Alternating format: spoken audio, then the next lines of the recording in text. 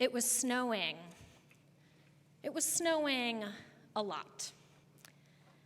In March 2006, I was working as the director of religious education at the Unitarian Universalist Church of Tucson, Arizona. That congregation had a coming-of-age program for 8th and 9th graders, a year of religious education, of self-reflection, and spiritual practice. In that year, each youth is paired with a mentor, and at the end, the youth come together and each give a credo, a personal statement of faith and values in a worship service. Now, in the tradition of that Tucson congregation, one of the highlights of the Coming of Age program was a weekend-long trip at a Unitarian Universalist wilderness camp in the Sierra Anchos Mountains in central Arizona. It was a 4-hour drive from Tucson. The youth would spend the weekends mostly together, learning about the land, completing a service project, eating together, having worship services. And at night, they were supposed to go to their individual tents to have a solo part of this weekend. Now, a few days before the trip, I got a call from Eb, one of the folks from the wilderness camp that would be our host while we were there. It's important to know that the camp was way down a dirt road at about 5,500 feet elevation, and we had all started looking at the weather report. It was predicted to snow, but just 1 or 2 inches, so Eb wanted to talk it through. What's our backup plan, I asked. I hadn't ever been there before. He told me there was a 9 by 12-foot stone cabin with a wood stove. It's where the site host stays, where he would stay. And if need be, we could fit 4 youth and 5 adults into that 9 by 12-foot stone cabin. But don't worry, the snow will melt by lunchtime.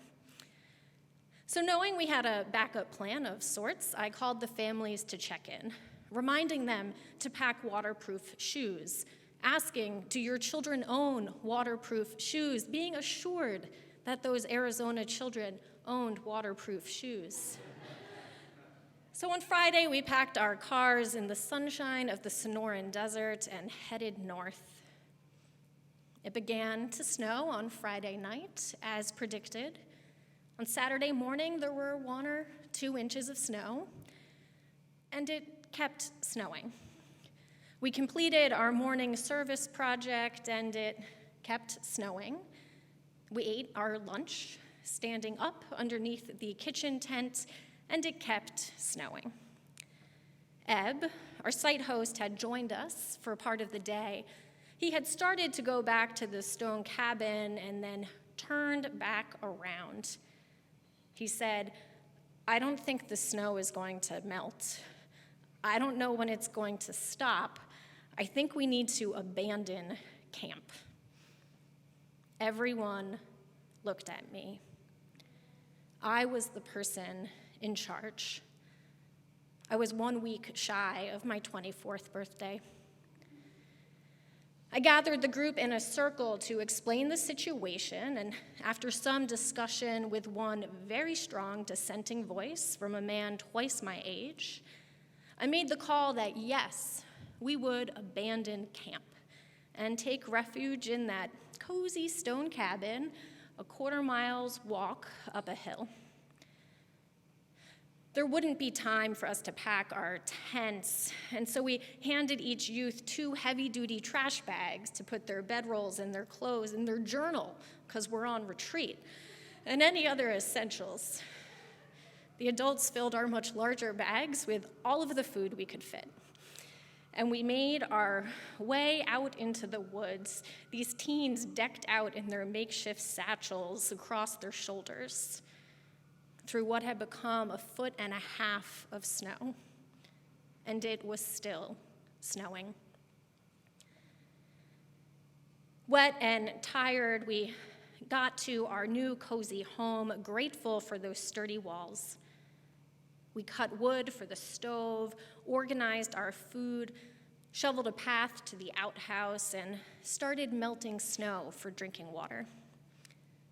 We took time to check in, to redistribute socks, eat warm food, and of course, write in our journals. It was still snowing.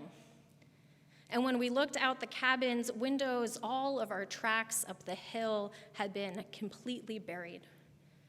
It was beautiful and humbling. That evening, one of the mentors in the group, a kind woman with graying hair, sat sipping tea and massaging her knee. She looked at me and said, "Well, we all came of age today, and I do not like the age I came of." There was wisdom in her wry comment. We all come of age, again and again. With each new stage of life, we encounter experiences and challenges that leave us changed as we learn new things about ourselves. For me, that wilderness trip was one of the many moments that I truly became an adult. I was the one that was ultimately responsible for making this big decision that had real life and maybe death consequences. And in the intensity of that moment, I did not feel like my smartest 23. I felt more like I was myself 14, or perhaps 10, or even 3. As we walked up that hill towards the stone cabin, I had taken a spot in the back to make sure that no one would be left behind, and also to give myself space to cry, to yell, to just release all of my own fear and anxiety into the roar of the wind. This was hard, and it was scary. And part of me knew that we would rise to the challenge. Taking space to let myself cry, to let myself feel 3, allowed me to return to the group with a calm, encouraging, smart enough 23-year-old adult presence. Now, when that coming-of-age group led a worship service 2 months later, they all spoke about the trip. It had marked them. It had marked me, and all of the other adults on the trip as well. You see, when our group woke up on Sunday morning, the snow, it had finally stopped. But it was clear we were not driving back to Tucson that afternoon. It had snowed a full 3 feet, the largest storm the area had seen in decades. We were miles down a private dirt road. Thankfully, the congregation in Tucson literally came to our rescue. 2 members got into a truck, put chains on their tires, drove north, went into a cafe, a coffee shop, a bar, found a guy somewhere with a snowplow, and came and got us on Monday, a sunny Monday morning. We were able to go back to camp. There was just 6 or so inches of my tent left above the snow. We gathered everything back up and made our way back to Tucson, safe. The only injuries ultimately were sunburns from the snow glare on the day we packed up. For each of us, this epic coming-of-age camping trip became part of us, a ring on the tree trunk of our lives, a moment when we learned to be brave and also let ourselves be scared, a time when we found inner strength while also learning to work together. We come of age again and again as life presents us with new challenges and opportunities. We come to crossroads in our journeys, some that we see coming and others that take us by surprise like a blizzard in Arizona. We come of age again and again As the life transitions and milestone moments in the lives of our friends, our families, our communities also become part of our journey. I've had many coming-of-age moments since making my way off of that mountain. I came of age in a year of great change, when I moved 3 times and this man I had fallen madly in love with taught me how to drive a moving truck. I came of age a year later when I proposed to him and he said yes. I came of age the year 2 congregations laid a stole upon my shoulder and ordained me to the Unitarian Universalist ministry. I came of age the year my son was born and I stepped into this new role, this new name, Micah's mom, that I will never outgrow. I came of age the year after that, when my father died of dementia.